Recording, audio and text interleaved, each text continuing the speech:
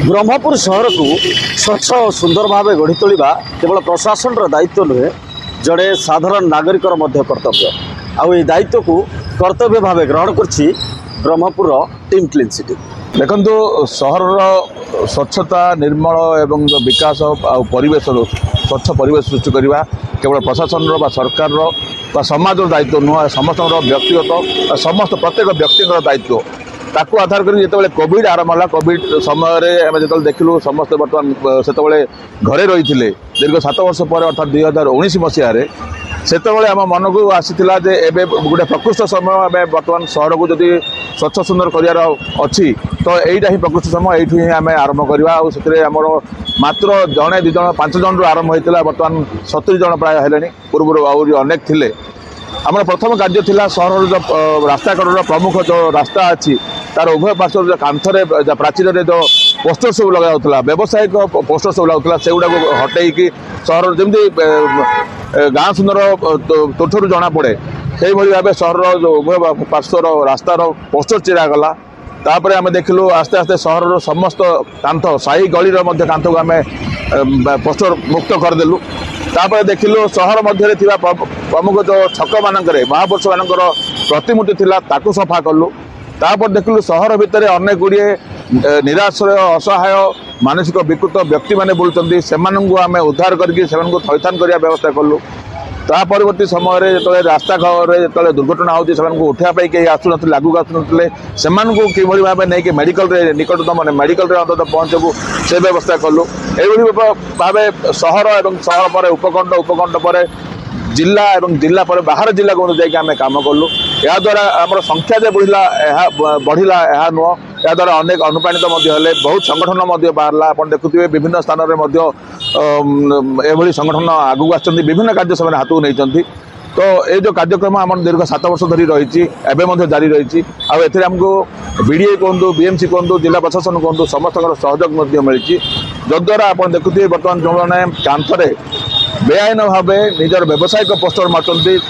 से जरिमाना आदाय कर नोटिस पठा जाऊँगी बीएमसी पक्षर बीडीए पक्षर तो निश्चित सब बड़ कथा हूँ जो पोस्टर आम चिरुचु से कांथ पोस्टर मुक्त है बीएमसी बीडीए पक्षर से समाज को वार्ता देला भली सचित्र चित्र से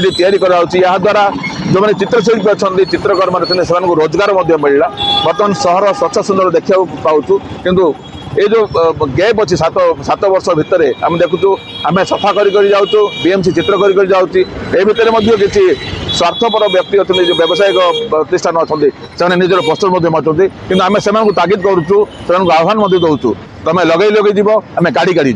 देखो दीर्घ 7 वर्ष धरी टीम क्लीन सिटी ब्रह्मपुर सहर को स्वच्छता करवा एवं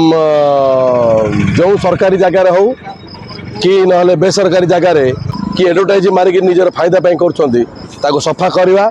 एवं बस स्टॉप गुड़ा देखिए आप बस स्टॉप जो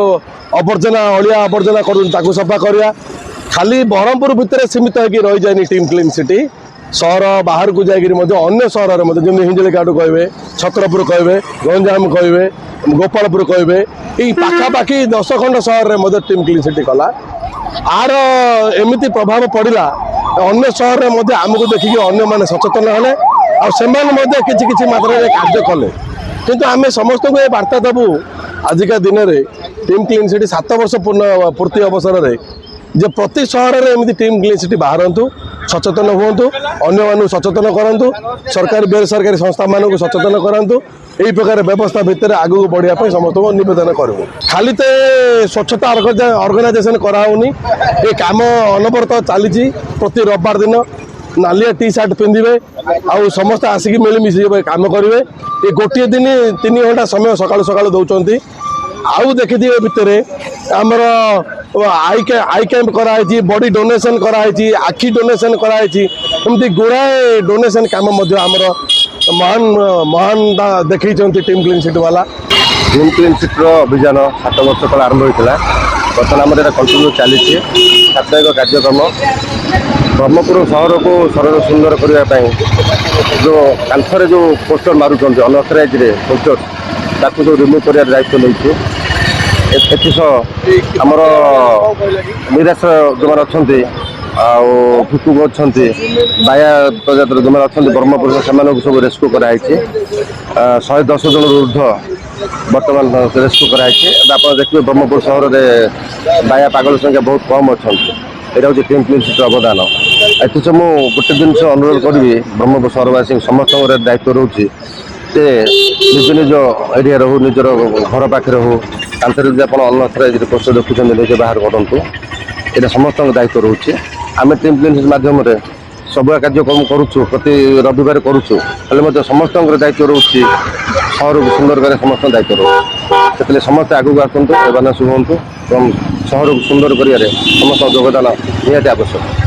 ସେବା କରିବାଟା ହେଲା ସମସ୍ତଙ୍କର କର୍ତ୍ତବ୍ୟ। ଆଜିକାଲି ଯୁଗରେ ଜଣେ ସ୍ୱଚ୍ଛାକୃତ ଭାବେ ସେବା କରୁଛି ମାନେ ତାଠୁ ଆଉ ଆକ୍ଚୁଆଲି ପୁଣ୍ୟ କାମ ଆଉ କିଏ କରୁନି ବୋଲି କହିଲେ ଅତ୍ୟୁକ୍ତି ହେବ ନାହିଁ। ଯେଉଁ ସେବାକୁ ଆମର ଯେଉଁ ଟିମ୍ର ଯେଉଁ ଗୋଟେ ଆମର ଏମିତି ଗୋଟେ ଟିମ୍ ତିଆରି କରୁଛୁ, ମାନେ ପ୍ରତି ରବିବାର ହେଲେ ପରସ୍ପରକୁ ଆମେ ଡାକିକି ସେବା ମନୋବୃତ୍ତିରେ ଯେଉଁ ବୁଲୁଛୁ, ଏଇଟା ମାନେ ବହୁତ ଭଲ ଲାଗୁଛି ଆମକୁ। ଆଉ ତା ଦ୍ୱାରା ବି ବ୍ରହ୍ମପୁର ସହରକୁ ଆମେ ଗୋଟେ ସ୍ୱଚ୍ଛ ସହର, ସୁନ୍ଦର ସହର ଗଢ଼ିବା ପାଇଁ ଗୋଟେ ଶପଥ ନେଇକି ଆମେ କାମ କରୁଛୁ। ଆଉ କାହା ଉପରେ ବି ଆମେ କିଛି ପ୍ରେସର କରୁନୁ, ଆମେ ସମସ୍ତେ ନିଜର ସ୍ୱଚ୍ଛାକୃତ ଭାବେ ଆମେ କାମ କରୁଛୁ। ଆଉ ଏ କାମରେ ମୁଁ ପୁରା ସନ୍ତୁଷ୍ଟ ଅଛି। ସ୍ୱଚ୍ଛ ସହର ଗଢ଼ିବା ପାଇଁ